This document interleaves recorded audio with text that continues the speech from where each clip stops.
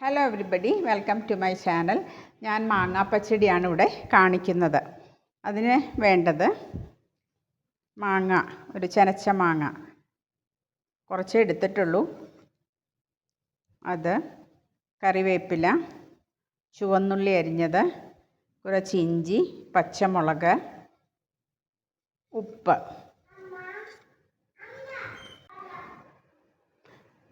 മാങ്ങ കൊത്തിയരിഞ്ഞത്, പച്ചമുളക്, ഇഞ്ചി, ചുവന്നുള്ളി, വേപ്പില, ഇതെല്ലാം കൂടി കൂട്ടി തിരുമിയിട്ടുണ്ട്.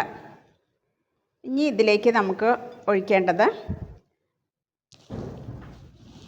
കുറച്ച് തൻപാലാണ്. തേങ്ങയുടെ തൻപാൽ ഒഴിക്കുക.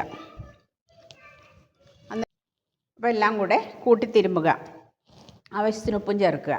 പിന്നെ ഇതിലേക്ക് നല്ല കട്ട തൈര് കുറച്ച് ചേർക്കുക.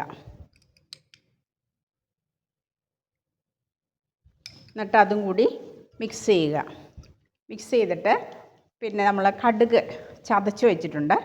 ആ ചതച്ച കടുകും കൂടി ഇതിലേക്കിട്ട് തിരുമുക. അവസാനം നല്ല കുറച്ച് പച്ച വെളിച്ചെണ്ണ ഒഴിച്ച് മിക്സ് ചെയ്യാം. ഇതാണ് pachadi.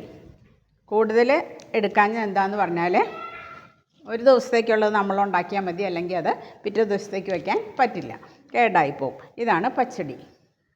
Thank you for watching.